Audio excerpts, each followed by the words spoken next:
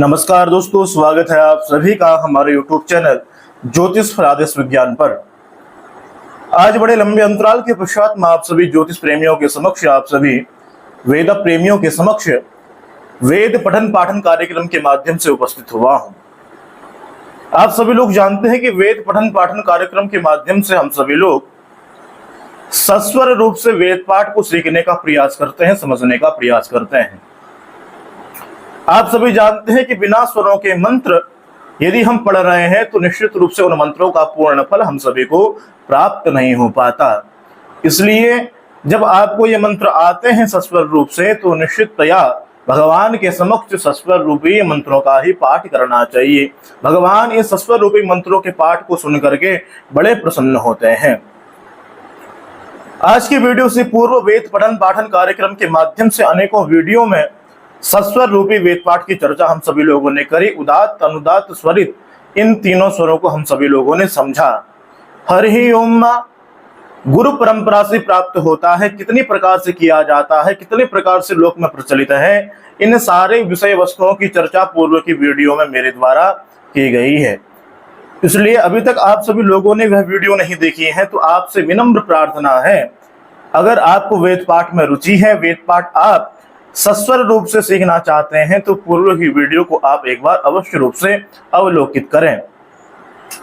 आज की वीडियो के माध्यम से रुद्राष्टाध्याय के प्रथम अध्याय के प्रथम मंत्र को सस्वर रूप से हम सभी लोग सीखेंगे और इस वेद पठन पाठन कार्यक्रम का पुनः श्री गणेश हो जाएगा।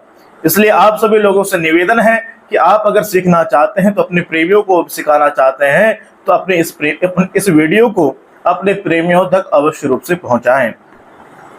आपको स्क्रीन के माध्यम से भी मंत्र दिख रहा होगा। आप सभी लोग देख सकते हैं गणानान्त्वा, ग के नीचे चंद्राकार की स्तुति, अणा खाली फिर ना। तो जब चंद्राकार की स्तुति होगी तो उसमें हमारा हाथ नीचे जाता है, तो गणानान्त्वा में कहा जाएगा? नीचे जाएगा। फिर पुनः उदात्त स्वर है, अनुदात्त से ही सदैव उदात्त की तरफ हमारा हाथ जाता है, अनुदात्त से स्वरित कभी नहीं आएगा। तो चंद्राकार ग से ऊपर गया, सीधे ऊपर, ठीक है। फिर अणाम मध्यमा, अणाम ऊपर रहेगा, फिर ना क्या है? स्वरित स्वर है। यहाँ पर आप तीनों प्रकार के स्वरों को समझ सकते हैं। ग के नीचे चंद्राकार की स्थिति यानी अनुदात्त स्वर, उसके पश्चात अणा कोई स्वर नहीं है तो इसका मतलब उदात्त स्वर, उसके पश्चात पुनः एक लकीर से स्थिति आपको दिख रही होगी, वह स्वरित स्वर। चंद्राकार की स्थिति जब भी हो तो ऐसी स्थिति में हमारा हाथ सदैव नीचे की तरफ जाता है। तो गणानान्त्वा ऐसा होगा यहाँ पे। कैसा? गणानान्त्वा। फिर गौ में चंद्राकार की स्थिति, हमारा हाथ नीचे गया, अणों में ऊपर गया, पौ में बीच में आया। यहां तक हम सभी लोगों ने सीखा। गणानान्त्वा गणपति गुं, गुं में ऐसा, गुं में ऐसा आएगा। हवामहे, फिर प्री में नीचे जाएगा, या में ऊपर आएगा, अणा में बीच में आएगा। प्रियाणान्त्वा, फिर प्री में नीचे गया, या में ऊपर आया और पौ में बीच में आया। प्रियपति गुं हवामहे, फिर नी में कहीं नहीं है स्वर, नी में बीच में ही रहेगा। फिर धी में पुनः अनुदात्त स्वर है तो अनुदात्त स्वर में हमारा हाथ नीचे की तरफ जाएगा। निधीनान्त्वा। एक बात का विशेष ध्यान रखना है, यथा वाणी तथा पाणी। हमारी वाणी में जिस प्रकार का शब्द हो और उस शब्द में जिस प्रकार का स्वर लगा हो, उसी स्वर में हमारे हाथ के द्वारा प्रतिक्रिया होनी चाहिए। यथा वाणी तथा पाणी का सिद्धांत सदैव अपने स्मरण में रखें। निधीनान्त्वा, पिन्नी में स्वर नहीं, निधिपति गुं, गुं में ऐसी प्रतिक्रिया। हवामहे वसो मम। यहां तक एक बात हम सभी लोगों ने सीखा, आप सभी को पुनः एक बार दिखाता हूं। गणानान्त्वा गणपति गुं हवामहे प्रियाणान्त्वा प्रियपति गुं हवामहे निधीनान्त्वा निधिपति गुं हवामहे वसो मम। एक पाठ को हम सभी लोगों ने सीख लिया है। फिर दूसरा पाठ प्रारंभ करते हैं। कहां से प्रारंभ होगा?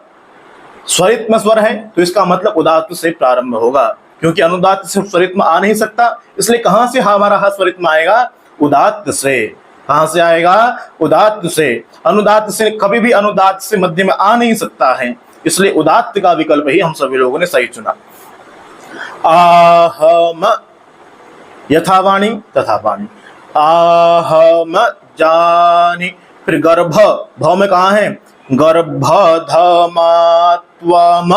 जासी गर्भधम। अंतिम में कैसे हुआ देखो, त्वम जासी गर्भधम। मौ में मुट्ठी बंद होगी। अब हमारा हाथ इस साइड क्यों रुका? क्योंकि जो गायत्री त्रिष्टुप वाला मंत्र शुरू हो रहा है ऐसे शुरू होगा, तो हमारा हाथ पूर्व मंत्र को देखने के आधार पर, पूर्व मंत्र के स्वर को देखने के आधार पर क्रिया कर रहा है। इस विषय को भी हम सभी लोगों ने समझा। तो दर्शकों, आज की वीडियो के माध्यम से हम सभी लोगों ने पुनः वेद पठन पाठन कार्यक्रम का श्री गणेश किया है और प्रथम अध्याय के प्रथम मंत्र को सीखा है। कल की वीडियो के माध्यम से द्वितीय और तृतीय मंत्र को हम सभी लोग सीखेंगे।